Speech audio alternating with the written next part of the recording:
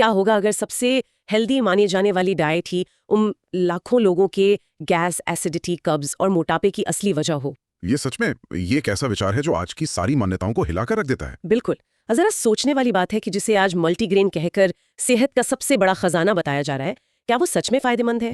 या फिर ये आधुनिक डाइट सिस्टम का सबसे बड़ा मिथक है? आज स्वास्थ्य के नाम पर लोग बिना सोचे समझे बस विज्ञापनों को फॉलो किए जा रहे हैं। हाँ, और इसी से जुड़े कुछ ऐसे उलझा देने वाले सवाल हैं जिनके जवाब आम लोगों के पास नहीं होते। मतलब, क्या सच में सभी अनाजों को मिलाकर खाना चाहिए?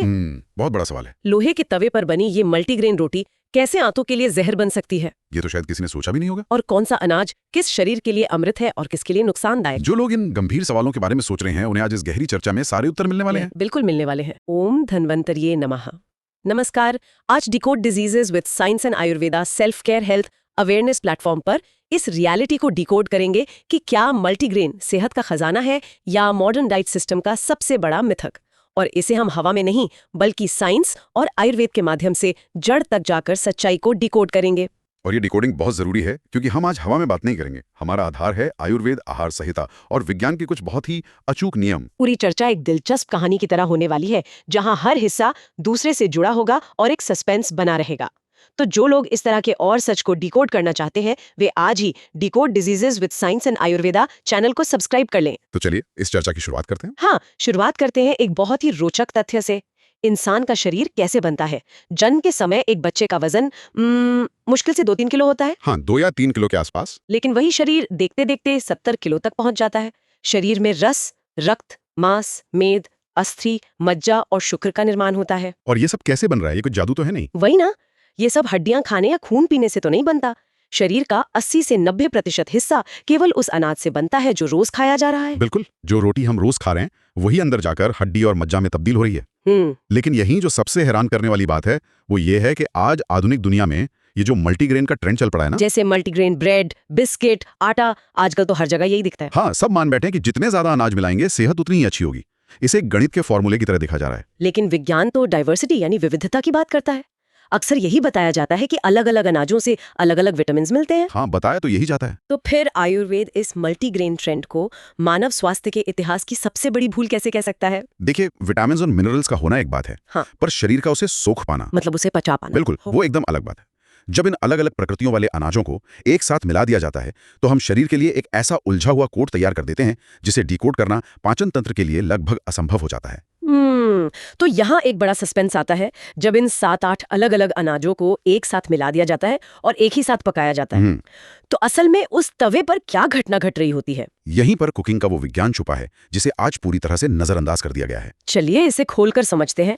हर अनाज की अपनी एक अलग तासीर होती है और सबसे बड़ी बात, पकने का समय अलग होता है। एकदम अलग होता है। जैसे गेहूं बहुत जल्दी पक जाता है, वहीं जौ और ज्वार थोड़ा ज्यादा समय लेते हैं। और चना, बाजरा या मक्का, इन्हें तो पूरी तरह पकने में सबसे ज्यादा समय चाहिए। और कुकिंग का असली डिजास्टर यहीं से शुरू होता है, जब 7-8 अनाज मिलाकर आटा बनाया जाता है और उसकी रोटी लोहे के तवे पर डाली जाती है। लोहे का तवा जो बहुत जल्दी गर्म होता है। हाँ, तो थर्मोडायनेमिक्स यानी ऊष्मा विज्ञान के नियम पूरी तरह से बिगड़ जाते हैं।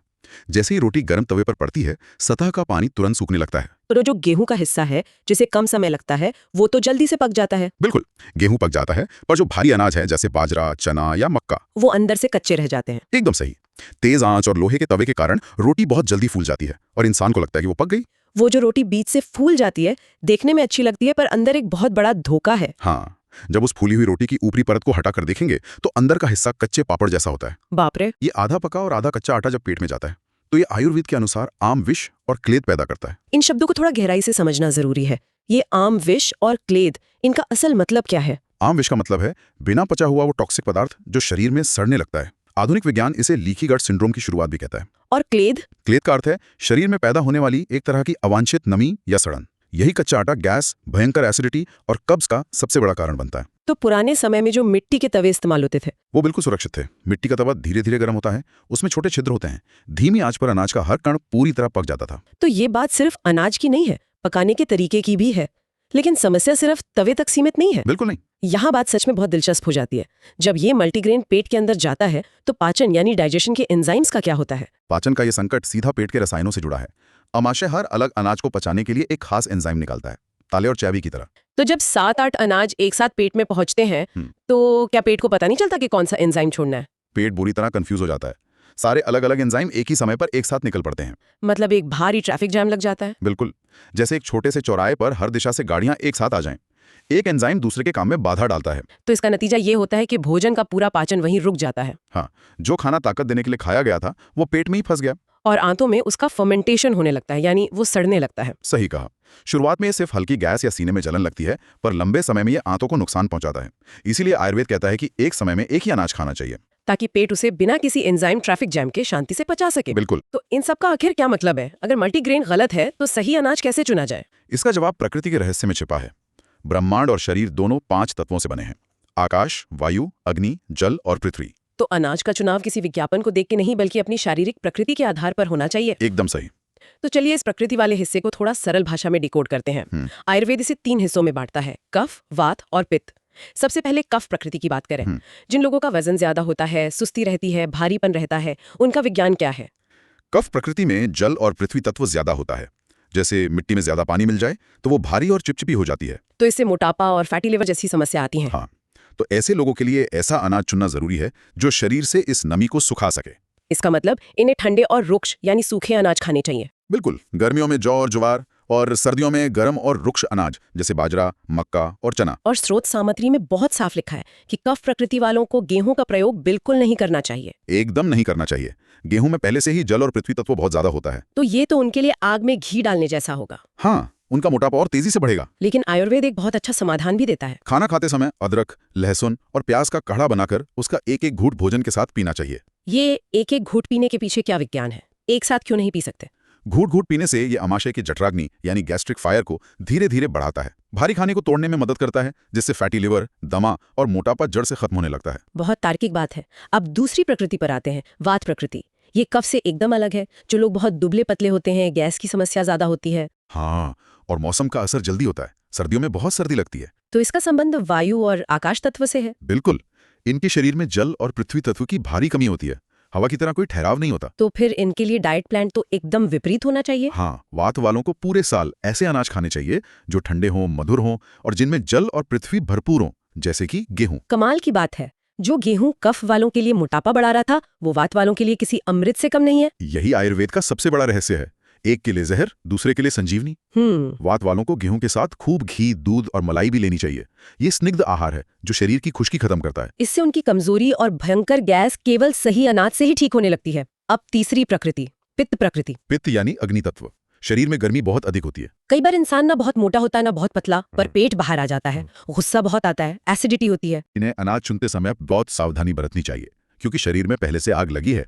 अगर कोई पित्त प्रकृति वाला पतला है, मतलब गर्मी ने अंदर की धातुओं को सुखा दिया है, हाँ, तो उसे ठंडे और स्निग्ध अनाज लेने चाहिए, जैसे गेहूं, वो भी खूब घी दूध के साथ, ताकि नमी वापस आ सके। लेकिन अगर पित्त प्रकृति वाला इंसान मोटा है, तब तो वो घी और गेहूं नहीं खा सकता। बिल्कुल सही विश्लेषण है। अगर वो मोटा है तो उसे ठंडे लेकिन रुक्ष अनाज खाने चाहिए, जैसे जौ, ज्वार और बहुत ही थोड़ा सा गेहूं। जौ गर्मी भी निकालता है और वजन भी नहीं बढ़ने देता। लेकिन दोनों ही स्थितियों में पित्त वालों को एक काम तुरंत करना चाहिए: गर्म मसाले, फास्ट फूड और सरसों के तेल का इस्तेमाल बिल्कुल बंद कर देना चाहिए, क्योंकि ये चीजें शरीर की आग को और भड़काएंगी और आंतों में सूजन पैदा करेंगी। एकदम सही। अगर हम इसे बड़े नजरिए से देखें तो स्वास्थ्य का ये रहस्य किसी डाइट ट्रेंड या चमकदार पैकेजिंग वाले मल्टीग्रेन में नहीं है। ये रहस्य छिपा है स्वयं की प्रकृति को समझने में। इंसान अंतरिक्ष विज्ञान में महारत हासिल कर चुका है, एआई बना लिया है, पर खुद के शरीर को कैसे स्वस्थ रखा जाए, ये बुनियादी ज्ञान कहीं पीछे छूट गया है। क्या केवल बड़े बड़े अस्पतालों और जीवन भर चलने वाली दवाओं के भरोसे एक स्वस्थ जीवन की उम्मीद की जा सकती है? बिल्कुल नहीं। दवाइयाँ किसी भी बीमारी के लक्षणों को कुछ समय के लिए दबा देती हैं, लेकिन सही ज्ञान अपनी प्रकृति की पहचान उस बीमारी की जड़ पर प्रहार करती है। ज्ञान ही असली उपचार है। शरीर और भोजन का तालमेल समझ लें तो बीमारियां पैदा होने से पहले ही रुक जाती हैं। ये बहुत ही सशक्त संदेश है। शरीर की इंजीनियरिंग को समझना बाहरी दवा से ज्यादा असरदार है। यदि इसी प्रकार अन्य बीमारियों के रूट कॉज जैसे fatty liver, urine infection, diabetes, thyroid आदि को भी डिकोड करना चाहते हैं तो decode diseases with science and Ayurveda channel पर जाकर देख सकते हैं। चैनल को सब्सक्राइब कर लें, नोटिफिकेशन ऑन कर लें, वीडियो को लाइक करें और कॉमेंट में सही अनाज लिखें ताकि ये ज्ञान ज्यादा से ज्यादा लोगों तक पहुंच सके। शरीर प्रकृति का हिस्सा है और प्रकृति के नियमों के साथ चलने पर वो खुद को स्वस्थ रख सकता है। जाते जाते एक विचार जिस पर जरूर सोचना चाहिए, अगर इंसान का शरीर मौसम और स्वयं की प्रकृति के हिसाब से अलग अलग अनाज मांगता है तो आज जो फल और सब्जियां ऑफ सीजन में कोल्ड स्टोरेज से निकाल कर खाई जा रही हैं, क्या वो भी शरीर के एंजाइम्स के साथ ऐसा ही खिलवाड़ कर रही हैं? बहुत गहरा सवाल है। गर्मियों का फल जब सर्दियों में पेट में जाता है तो क्या पेट के एंजाइम्स भी उसी तरह कंफ्यूज होते हैं जैसे मल्टीग्रेन के समय होते हैं? इस पर विचार जरूर कीजिएगा। स्वस्थ रहें, जागरूक रहें।